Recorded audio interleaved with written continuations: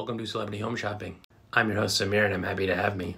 On today's episode, we're taking a look inside Jon Bon Jovi's recently listed West Village, New York home. Let's take a look inside. Here's what we love about this house. First, actually, let's go outside. We love the building curb appeal. Even though this is kind of a busy intersection, the West Village is a pretty chill, cozy neighborhood with access to everything. And the best thing about this building is that there's literally a Starbucks reserved downstairs. Not only can you get a $5 iced coffee there every day, but you can also get beer, wine, and cocktails. And let me throw in a little nugget of information. You know who lives in the penthouse of this building? The actual former founder of Starbucks, Howard Schultz. Real talk, you should probably thank me because I personally probably paid for at least half of the down payment on this home with all of the money I've spent on iced coffee over the years. Let's proceed. Inside, we love the floor-to-ceiling windows. FTCs, or floor-to-ceiling windows, can be pretty fun if used right. We love the wallpaper. Wallpaper is really having a moment right now. New York City apartments can look really nice with good wallpaper, and I think this works here.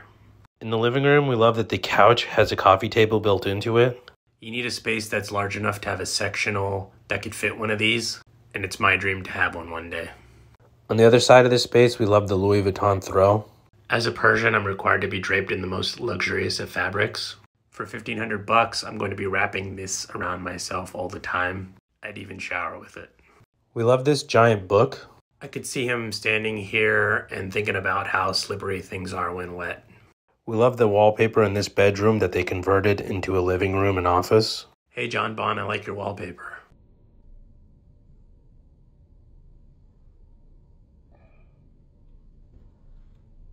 In this bathroom, we love this bad medicine cabinet. In the kitchen, we love the wolf range. One of the biggest flexes on earth that you can do is not opt in for the red knobs on the wolf range. For your first wolf appliance, you gotta go classic and get the red knobs. But for someone with his caliber of money, I'm sure he has many wolf ranges. So you can flex and just go with black if you want. While we're here, a new segment thing we're trying to look at and point out is what kind of burner arrangement they go with. This looks like 6 burners and a grill top, which is the second best arrangement. I'd rather go with 6 burners and a griddle. One thing I'm not sure about if we like is the cabinets without knobs or handles. Do we like that? Let me know because I'm really torn.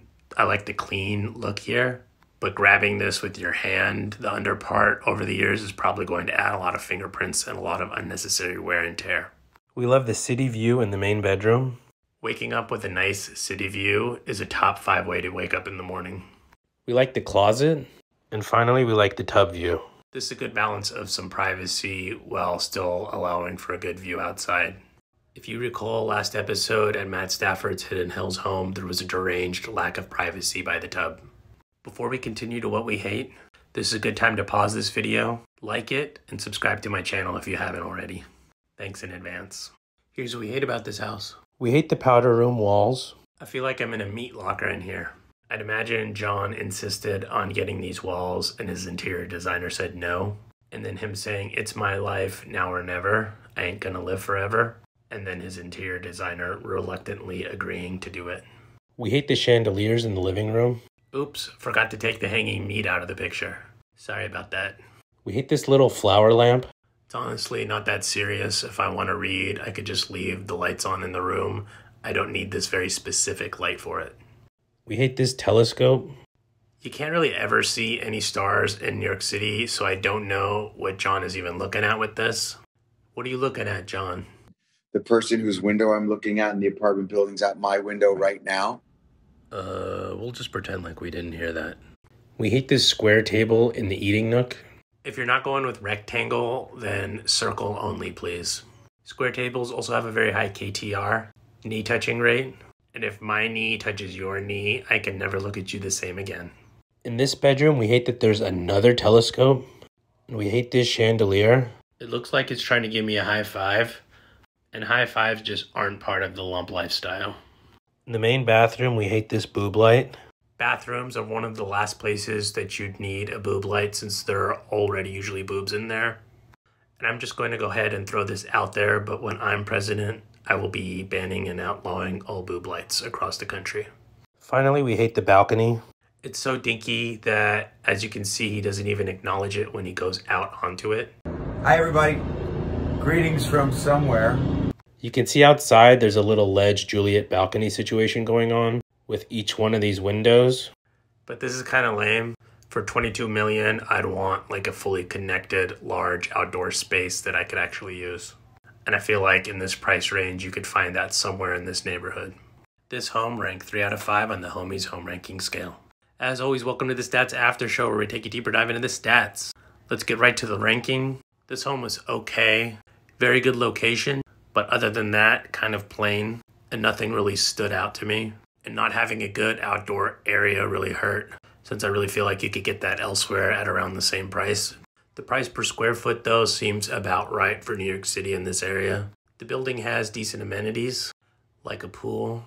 Although if I were super rich and living in one of the best units of the building, I'm not sure how much I'd like to share this with the regular unit people in the building. Bon Jovi was the first band I ever liked, and I still really love to this day. I've been to some of his concerts.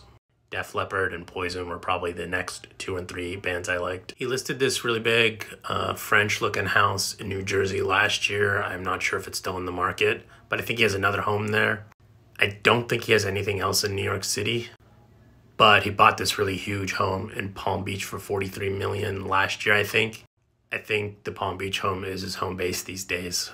Leonard Steinberg is the realtor on this. He's one of the top 5 realtors in the country, probably.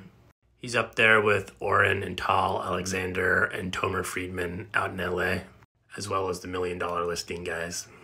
What did you all love and hate about the home, and what did you rank it? As always, let me know in the comments. A special thank you to our Patreon Iced Coffee supporters. That's patreon.com/Samir. With your support, I can be a winner and get a $5 iced coffee every day, so thank you.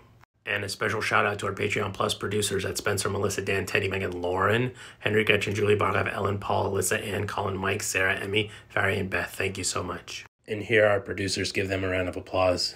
See you all next episode. Thank you for everything. I love you all very much. Look forward to seeing you soon. Be safe.